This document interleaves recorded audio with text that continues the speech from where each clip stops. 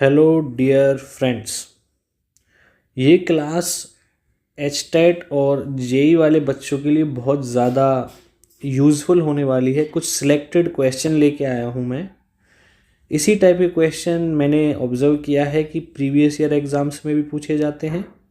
तो डिस्कस कर लेते हैं top expected questions for HTET PGT and JEE Main 2025।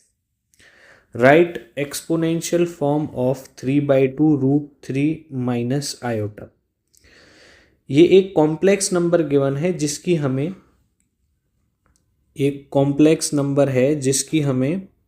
Exponential form को लिखना है।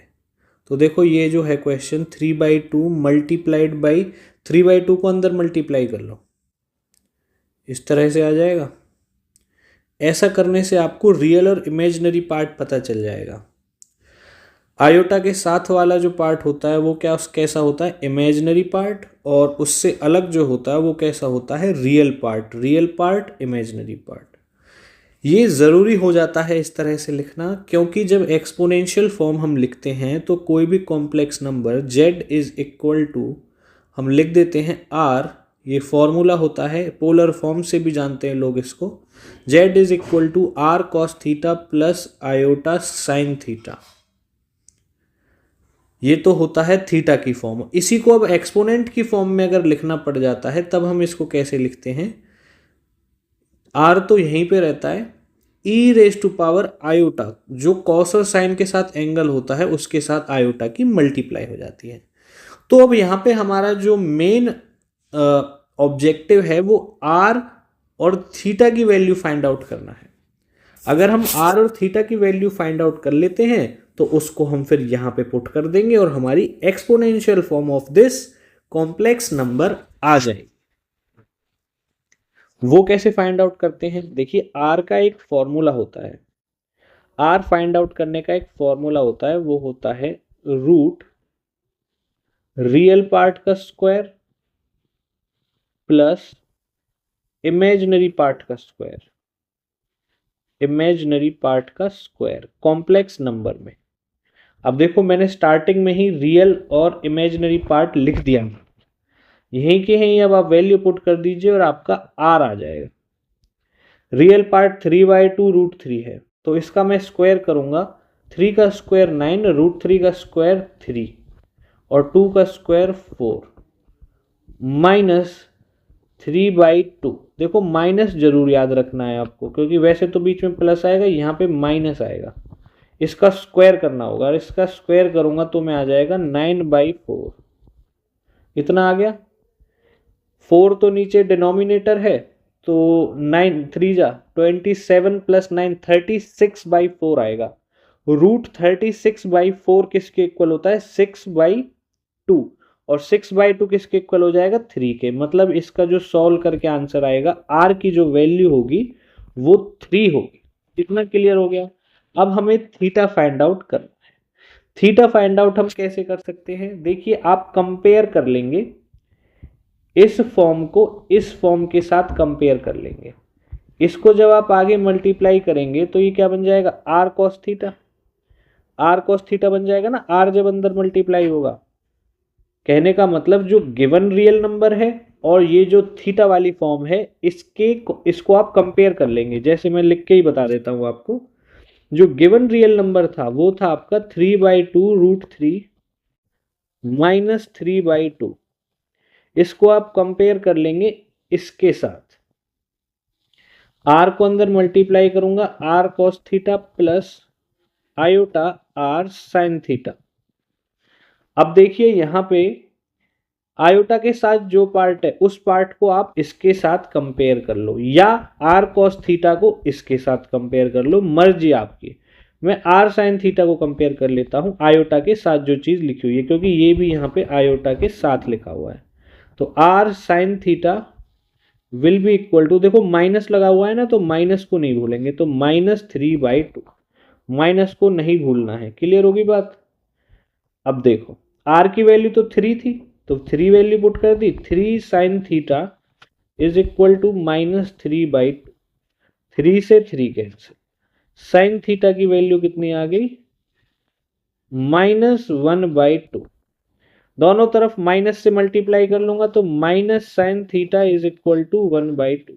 साइन थीटा की वैल्यू 1/2 कब होती है, या फिर माइनस से मत भी करो मल्टीप्लाई, साइन थीटा की वैल्यू कब होती है 1/2। साइन को कंपेयर कर रहा हूं ना, तो ये 30 पे हो जाती है। किस पे हो जाती है, 30 पे।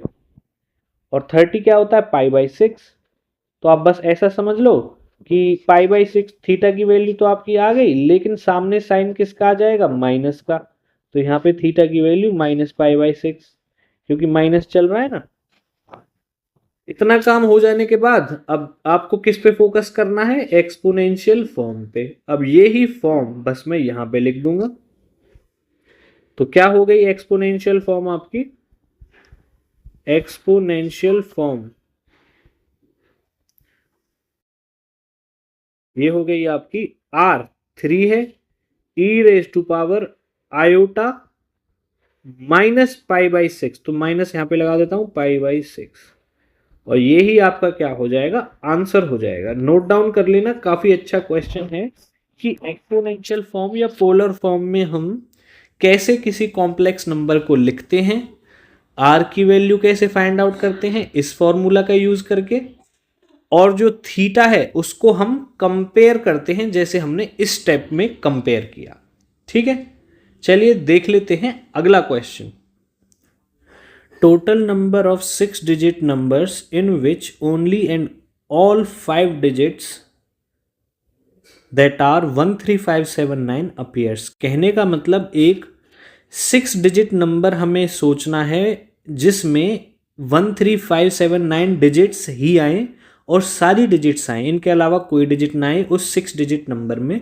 तो ऐसे कितने 6 डिजिट नंबर्स बनाने पॉसिबल होंगे। तो ये काफ़ी अच्छा क्वेश्चन है जिसमें कॉम्बिनेशन भी लगेगा और परमुटेशन भी लगेगा। मतलब पहले हम इसमें सिलेक्शन करेंगे, फिर हम इसमें अरेंजमेंट करेंगे। तो देखो क्वेश्चन दो पार्ट्स में बात कर रहा है। पहली बात वो कर रहा है कि 6 डिजिट नंबर बनाना है जिसमें उसने 5 डिजिट दी हुई है, उनका ही यूज करना है। तो कहने का मतलब एक डिजिट ऐसी है जो 6 डिजिट नंबर में 2 बार आएगी, क्योंकि जब भी हम एक 6 डिजिट नंबर लिखेंगे 1 2 3 4 5 6 डिजिट्स हो गए, तो इन 5 डिजिट्स को तो फिल कर देंगे पहले हम, क्योंकि ये 5 डिजिट्स दी हुई हैं। बची हुई एक डिजिट में इन 5 डिजिट्स में से कोई एक चूज करेंगे। तो यहां पे जो डिजिट आएगी वो 2 टाइम्स आएगी, क्योंकि वो एक बार यहां पे आ ली होगी और एक बार यहां पे आ चुकी होगी। क्लियर होगी बात। तो इसी में पहले देखो अब मैं क्या करूंगा, पहले ये सिलेक्ट कर लो 5 डिजिट, क्योंकि 5 तो हमारे पास अवेलेबल हैं। 5 में से पूरी की पूरी 5 लेनी है, 5 में से 5 चूज होंगी। तो जो टोटल है वो कैसे लिखी जाती है, टोटल तो 5 है, उसमें से चूज कर रहे हैं तो सी कॉम्बिनेशन 5 ही चूज कर ली। अब बची हुई एक, अब है तो ये 5 ही ना, इन्हीं में से चूज करनी है, इनके अलावा कुछ नहीं ले सकते। लेकिन अब चूज कितनी करनी है, प्लेस एक बचा है तो 5C1। तो ये किसका काम कंप्लीट हो गया, ये हो गया आपका चूजिंग का, मतलब कॉम्बिनेशन का। अब बात आती है अरेंजमेंट की। अब अरेंजमेंट के लिए हम सिंपल परमुटेशन फैक्टोरियल यूज करेंगे। ठीक है, अब देखो 6 प्लेसेस है, तो 6 प्लेसेस को हम 6 फैक्टोरियल वेज में अरेंज कर सकते हैं, क्योंकि कोई भी n चीजें हैं ना, n ऑब्जेक्ट्स, उनको आप n फैक्टोरियल वेज में अरेंज कर सकते हैं। ध्यान रखना मैं अरेंजमेंट की बात कर रहा हूं, पहले मैंने सिलेक्शन यानी कॉम्बिनेशन की बात करी थी, अब मैं परमुटेशन की बात कर रहा हूं। अब यहां पे कितने डिजिट्स हैं, 6 डिजिट्स हैं, तो 6 फैक्टोरियल वेज में हम उनको अरेंज कर सकते हैं। लेकिन डिवाइड में करेंगे जितनी चीजें रिपीट हो रही हैं n ऑब्जेक्ट्स यानी 6 डिजिट्स में से। 6 डिजिट्स में से 2 डिजिट रिपीट हो रही है, एक डिजिट जो यहां पे आएगी वो एक बार तो यहां पे काउंट हो चुकी होगी और एक बार इस गोले के अंदर आएगी। तो 2 बार वो डिजिट आएगी जो रिपीट होगी, तो 2 फैक्टोरियल से डिवाइड कर देंगे, बस काम हो गया। और सारी चीजें एक साथ हो रही हैं तो इनको मल्टीप्लाई करके लिख देंगे। जब एक इवेंट एक दूसरे पे डिपेंडेंट है तो चीजों को मल्टीप्लाई करके लिखा जाता है। तो यहां पे आप अब आराम से लिख देंगे 5C5 multiplied by 5C1 multiplied by 6 factorial divided by 2 factorial. 5c5 NCN क्या होता है 1, 5c1 कितना हो जाएगा 5, और यहां पे क्योंकि 5 में से 5 चूज करने का तो एक ही वे है ना, 5c1 5 में से एक चूज कर सकते हैं हम 5 तरीकों से, क्योंकि 5 में से एक तो हम एक जब चूज करेंगे तो पांचों में से कोई सी भी ले सकते हैं, तो 5 तरीके हो गए, तो 5 यहां पे आ जाएगा 6 फैक्टोरियल डिवाइड बाई 2। तो आंसर कितना आ गया 5 multiplied by 6 factorial divide by 2। या तो ऐसे ही छोड़ दो या फिर आगे सॉल्व कर लो, और यही आपका क्या हो जाएगा आंसर। तो काफ़ी अच्छा क्वेश्चन था, जिसमें पहले हमने कॉम्बिनेशन का यूज़ किया और फिर परमुटेशन का, तो दोनों का यूज़ हुआ, दोनों के कॉम्बिनेशन से ये क्वेश्चन हुआ है। बहुत अच्छा क्वेश्चन है, नोट डाउन कर लीजिएगा, आपके लिए काफ़ी ज़्यादा यूजफुल होने वाला है। क्वेश्चन है the number of committees of 5 persons that can be chosen from A group of 12 person including a chairman. देखिए इस क्वेश्चन में आपको 5 लोगों की एक कमेटी बनानी है। कितने लोगों में से चूज करके 12 person में से चूज करके आपको एक कमेटी बनानी है। इस कमेटी में एक चेयरपर्सन इंक्लूडेड रहेगा, मतलब जो आप ये 5 लोग सिलेक्ट कर रहे हो, यहां पे जो ये 5 लोग आप सिलेक्ट कर रहे हो ना, ये जो 5 लोग आप सिलेक्ट कर रहे हो, इनमें 4+1 लिख लो, क्योंकि 4 नॉर्मल मेंबर हैं, एक चेयरपर्सन है, और 12 लोगों में से आप सिलेक्ट कर रहे हो। तो चेयरपर्सन को सबसे पहले सिलेक्ट कर लेते हैं, ठीक है ना। तो 12 लोगों में से हमें एक चेयरपर्सन सिलेक्ट करना है, 12c1 हो गया। उसके बाद अब कितने बचे, एक तो चला गया 12 में से, 11 बचे। 11 में से अब कितने चूज करने हैं आपको 4, 1 + 4, मतलब नीचे आप प्लस करके भी देख सकते हो, 4 + 1 5 मेंबर ही तो आपको चूज करने थे। तो समझने के लिए आप ये भी ऐसे लिख सकते हो। तो 12c1 को मैं कैसे लिख सकता हूं, जो बच्चे जानते हैं n फैक्टोरियल को, NCR को हम कैसे लिखते हैं, n factorial divided by n - r factorial multiplied by r factorial. ये ओपन करने का तरीका होता है NCR को। तो 12CR है, कैसे ओपन हो जाएगा, 12 factorial divide by 12 - 1 11 factorial multiplied by 1 factorial multiplied by 11c4 11 factorial 11 - 4 7 factorial multiplied by 4 factorial. अब देखो यहां पे तो सिर्फ 12 ही बचेगा, डायरेक्ट भी लिख सकता था मैं, लेकिन मैंने आपको समझाने के लिए ये पूरा लिख दिया। 12 बचेगा यहाँ पे, और यहाँ पे कितना बचेगा 7 से, तो ये कैंसिल हो जाएगा 7 फैक्टोरियल। 7 से आगे बचेगा 11 में क्या बचेगा 8 9 10 11, और नीचे क्या रहेगा 4 3 जा 12 2 जा 40 24, 2 टाइम कैंसिल, ये 4 टाइम कैंसिल, 360 मल्टीप्लाइड बाई 11 3960 बचेगा आंसर। ये आपका क्या आ जाएगा आंसर आ जाएगा, ठीक है।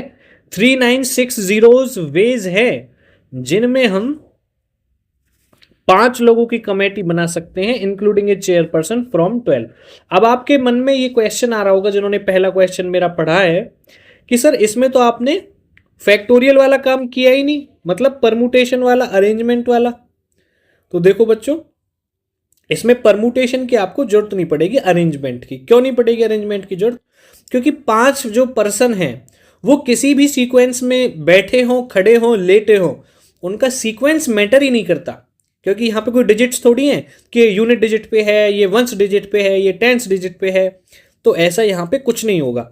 5 लोगों का ग्रुप है, तो वो कैसे ही चूज कर लो आप, मतलब उनको कैसे ही बिठा लो, वो आगे खड़े हैं पीछे खड़े हैं, वो 5 का ग्रुप तो 5 का ग्रुप ही रहेगा, तो उनका अरेंजमेंट यहाँ पे मैटर नहीं करेगा। क्लियर हो गया क्वेश्चन। तो देख लेते हैं अगला क्वेश्चन, प्लीज आप नोट डाउन जरूर कर लीजिएगा। देख लेते हैं अगला क्वेश्चन। देखो इसमें आपको क्या करना है, x की वैल्यू फाइंड आउट करनी है, फाइंड x आपको इसमें फाइंड आउट करना है। तो यहां पे हमें क्या करना है, इनवर्स को उड़ाना है, ये समझ लो, इनवर्स को उड़ाना है, अपने आप x निकल के आपके सामने आ जाएगा। तो देखो ये भी इनवर्स है, ये भी इनवर्स है, तो कॉस को राइट हैंड साइड में ले जाते हैं, कॉस ही अकेला है तो सब जगह इनवर्स बन जाएगा। तो सिचुएशन आपकी बन जाएगी sine inverse 2/5 plus cos inverse x is equal to, cos right hand side में जाएगा तो कॉस इनवर्स 0। अब कॉस इनवर्स जो 0 है, 0 को मैं कैसे लिख सकता हूँ, कॉस पे 0 कब होता है 90 पे, 90 को मैं कैसे लिख सकता हूँ π/2, तो मैं यहाँ पे लिख सकता हूँ कॉस इनवर्स cos π/2। इसको लिखने से क्या होगा भाई साहब, ये होगा कॉस से कॉस कैंसिल, इससे समझ लो आप क्या आ जाएगा π/2। डायरेक्टली कैंसिल नहीं होता लेकिन ऐसा आप अज्यूम कर सकते हो, ये प्रोसेस है जो मैं अलग से वीडियो बना दूंगा कि कैसे कॉस इनवर्स से कॉस कैंसिल होता है। समझने के लिए वर्किंग रूल आप ये समझ सकते हैं, π/2 आ गया। अब यहाँ पे अब क्या करेंगे हम, यहाँ पे क्या बचेगा, यहाँ पे तो सेम ही लिख दो, सेम, यहाँ पे क्या, ये भी सेम ही आएगा, ठीक है। अब मैं क्या करूँगा, चलो लिख देता हूँ ये वाला, ये आएगा आपका sign inverse 2/5 plus cos inverse x। अब देखो, अब क्या करते हैं, देखो π/2 है तो एक फॉर्मूला हम जानते हैं, क्या जानते हैं फॉर्मूला हम, कि साइन π/2 माइनस कुछ भी हो तो वो किसके इक्वल आ जाता है, cos x के, cos x के, ठीक है ना, cos x के इक्वल आ जाता है। तो cos को मैं इधर ही ले जाता हूं पहले, तो क्या बन जाएगा π/2 माइनस cos इनवर्स x, ठीक है, और यहां पे क्या बच जाएगा साइन इनवर्स 2/5। ओके, अब देखो एक चीज करते हैं, अब मैं दोनों तरफ साइन ले लेता हूं, क्या करता हूं, दोनों तरफ साइन ले लेता हूं, दोनों तरफ साइन ले लेता हूं, यहां पे भी साइन ले लिया और यहां पे भी साइन ले लिया, तो यहां पे साइन से साइन कैंसिल 2/5 आ गया, इसमें तो कुछ करना ही नहीं है। साइन π/2 माइनस x क्या होता है, cos x, x यहाँ पे क्या है cos इनवर्स x, यहाँ पे जो x है ना वो cos इनवर्स x है, तो यहाँ पे क्या आ जाएगा साइन, और π/2 है तो π/2 पे तो चेंज हो जाता है, तो ये क्या आ जाएगा cos इनवर्स x, ये आ जाएगा cos, साइन cos में चेंज हो जाएगा और अंदर क्या है cos इनवर्स x।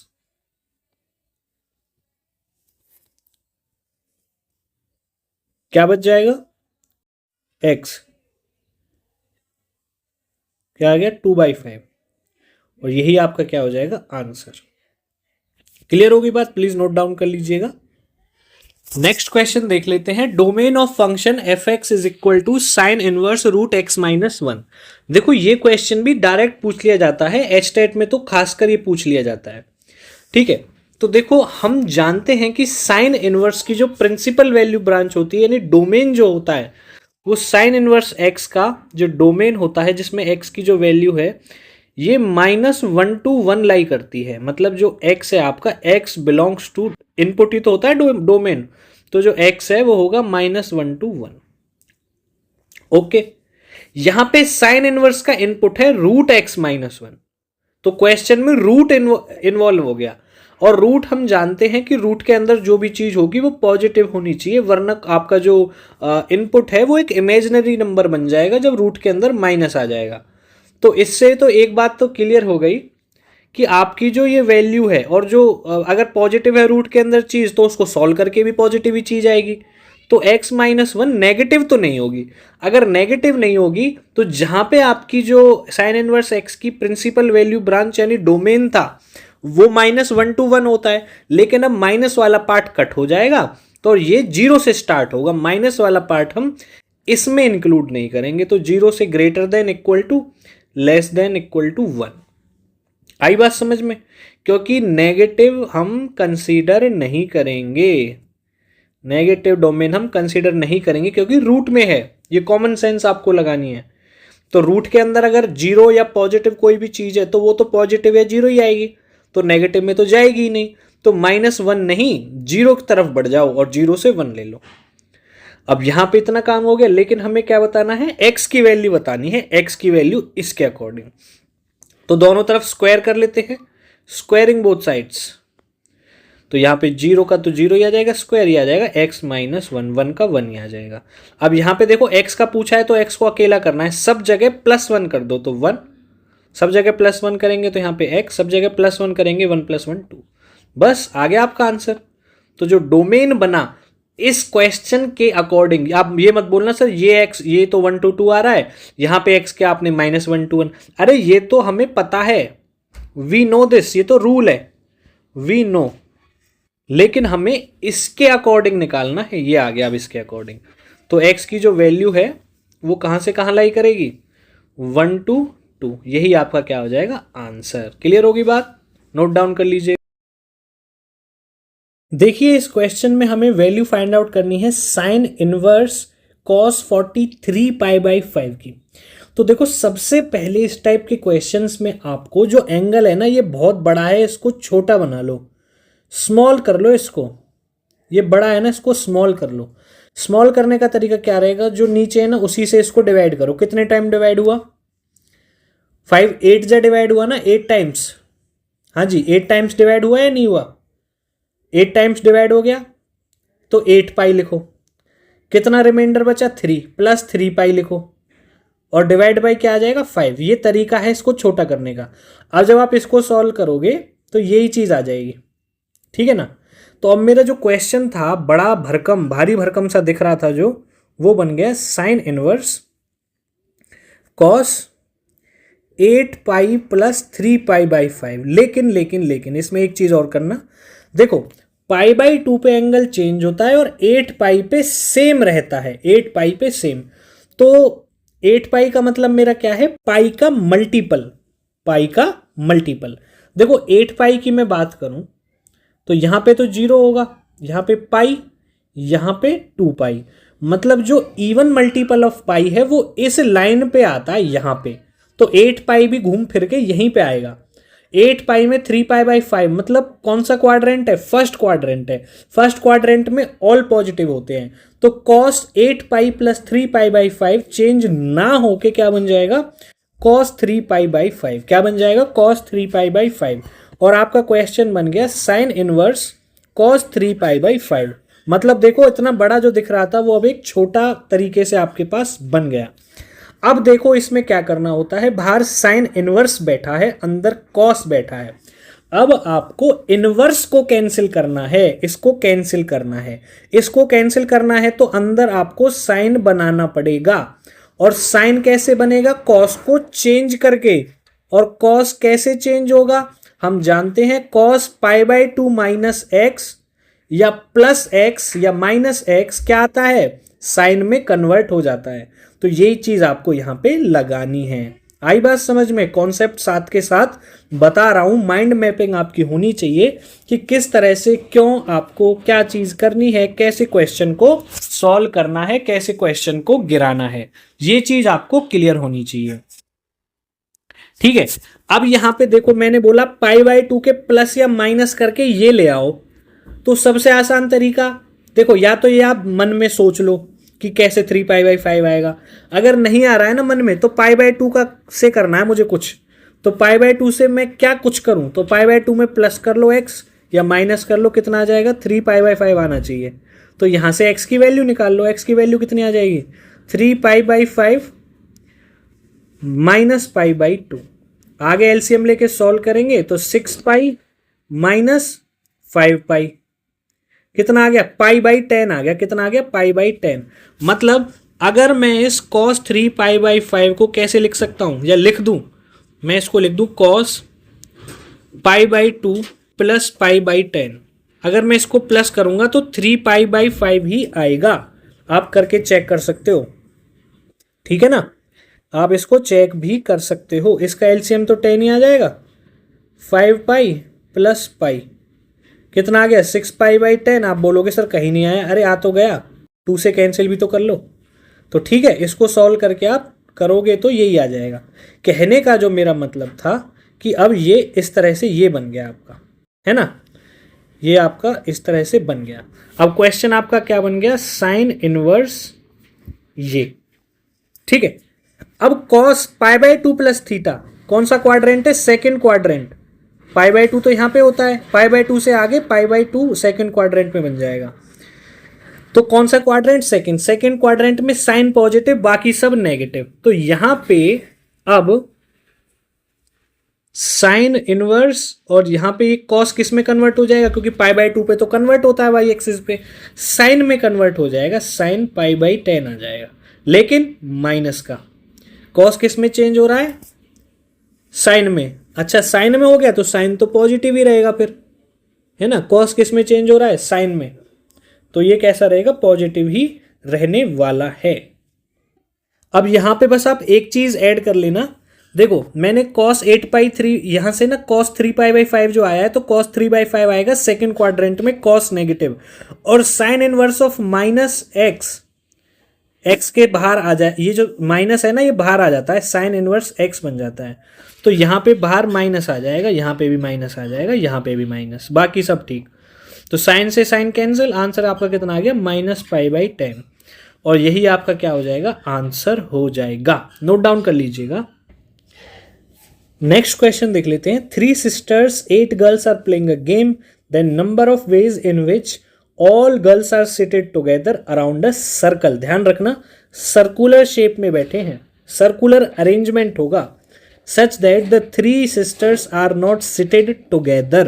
तो इस बात का मतलब क्या हुआ, देखो हमें बच्चों को बिठाना है, 8 गर्ल्स हैं 3 सिस्टर्स हैं, टोटल कैंडिडेट कितना है भाई हमारे पास, टोटल कितने हैं, 8 गर्ल्स हैं 3 सिस्टर्स हैं, टोटल हो गए 11। किस फॉर्म में बिठाना है, सर्कुलर फॉर्म में बिठाना है, सर्कुलर अरेंजमेंट। अगर n ऑब्जेक्ट्स को नॉर्मली लाइन में बिठाना होता तो n फैक्टोरियल हो जाता है, लेकिन अब किस में बिठाना है, सर्कुलर में। सर्कुलर में अगर n ऑब्जेक्ट्स को अरेंज करना है तो फॉर्मूला होता है n minus 1 factorial, n minus 1 factorial. तो इसका यूज करना है, इसका यूज नहीं करना है इस क्वेश्चन में, क्योंकि सर्कुलर अरेंजमेंट में जो अरेंजमेंट है, number of ways in which we can arrange 11 girls in circular arrangement will be n minus 1 factorial. So total जो वेज आ जाएंगे अरेंज करने के, यहां पर कितने आ जाएंगे, 11 माइनस 1 फैक्टोरियल, मतलब 10 फैक्टोरियल वेज में हम इन लड़कियों को सर्कुलर अरेंजमेंट में अरेंज कर सकते हैं। एक तो ये बात हो गई। दूसरी इंपॉर्टेंट बात क्या है, दूसरी इंपॉर्टेंट बात ये है कि आप डायरेक्ट इसमें आंसर नहीं निकाल सकते। डायरेक्ट क्यों नहीं निकाल सकते, क्योंकि उनको एक साथ नहीं बिठाने की प्रोबेबिलिटी हमें प्रोबेबिलिटी नहीं फाइंड आउट करनी, वेज फाइंड आउट करने हैं। तो साथ में नहीं बिठाने के तो देखो बहुत सारे वेज बन जाएंगे जिनको आप काउंट ही नहीं कर सकते, मतलब काउंट वैसे ह्यूमनली नहीं कर सकते, कैलकुलेट कर सकते हो। क्योंकि जैसे मैं आपको एक एग्जांपल देता हूं, 1 2 3 4 5 6 7 8 9 10 11, तो कैसे कितने वेज बन सकते हैं, देखो सिस्टर्स को, एक सिस्टर को यहां बैठा तो एक को यहां, एक को यहां, बाकी सारी प्लेसेस अदर गर्ल्स से फिल कर दो, ऐसे अदर गर्ल्स। एक ये अरेंजमेंट हो गया, एक ये अरेंजमेंट हो गया। दूसरा अरेंजमेंट क्या बन जाएगा दूसरा अरेंजमेंट क्या बन जाएगा, दूसरा अरेंजमेंट बन जाएगा, दूसरा अरेंजमेंट आपका बन जाएगा कि भाई यहां बिठा लो गर्ल्स अपने सिस्टर्स को, लो। तो ऐसे बहुत सारे वो बन जाएंगे, सिस्टर्स को आगे पीछे अरेंज करके। तो सिस्टर्स को अलग बिठा के नंबर ऑफ वेज को काउंट करना काफी ज्यादा कॉम्प्लिकेटेड, लेंथी और टाइम टेकिंग है। तो इसमें हम क्या करेंगे, पहले जो चीज नहीं पूछी है उसके नंबर ऑफ वेज निकालेंगे।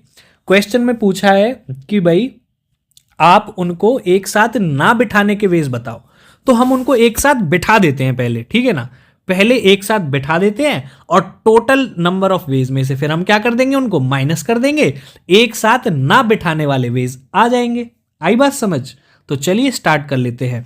और ये अप्रोच क्यों ली ये भी मैंने आपको बता दिया। चलिए आगे स्टार्ट करते हैं। Number of ways in which 3 sisters sit together, 3 sisters sit together। देखो जब किन्हीं भी 3 4 या n नंबर ऑफ पीपल को एक साथ बैठाना होता है तो उनको हम 1 यूनिट काउंट करते हैं। तो 3 सिस्टर्स को अब हम 1 यूनिट, एक ही मेंबर काउंट करेंगे। टोटल कितने थे, 11। 11 में से 3 क्या कितने आए, 8। तो 8 तो गर्ल्स थी, अब जो थ्री सिस्टर्स है उनको हम 1 यूनिट काउंट करेंगे, तो टोटल अब कितने हो गए 9 मान के हम काम करने वाले हैं। क्लियर होगी बात। अब 9 लोगों को ध्यान रखना सर्कुलर अरेंजमेंट में कैसे बिठाएंगे। 9 - 1 फैक्टोरियल कितना आ गया 8 फैक्टोरियल। और अब गर्ल्स भी तो हैं 3, उनको भी तो आपस में अरेंज कर सकते हैं, एक साथ बैठा बेशक रहे हैं, लेकिन पहले कभी इसको बैठा दिया ए को, फिर बी को, फिर सी को, फिर सी बी ए, ऐसे हम आपस में जो 3 सिस्टर्स बैठी हुई हैं उनको आपस में भी तो अरेंज कर सकते हैं, तो उनको हम 3 फैक्टोरियल वेज में अरेंज कर सकते हैं। तो ये जो आपका आ जाएगा एक साथ बिठाने वाले नंबर ऑफ वेज कितने आ जाएंगे 8 फैक्टोरियल मल्टीप्लाइड बाई 3 फैक्टोरियल। ठीक है, समझ में आ गई बात। यहां पे सर्कुलर वाला कॉन्सेप्ट नहीं लगाना है क्योंकि हम आपस में ही अरेंज कर रहे हैं, सर्कुलर की कोई बात ही नहीं है, आपस में अरेंज हो रही हैं चीजें। तो ये कौन से वेज आ गए जिनमें तीनों लड़कियां, तीनों जो सिस्टर्स हैं वो एक साथ बैठेंगी, एक साथ। लेकिन हमें क्या फाइंड आउट करना था, एक साथ ना बैठने वाला फाइंड आउट करना था। ठीक है ना, एक साथ ना बैठने वाला फाइंड आउट करना था।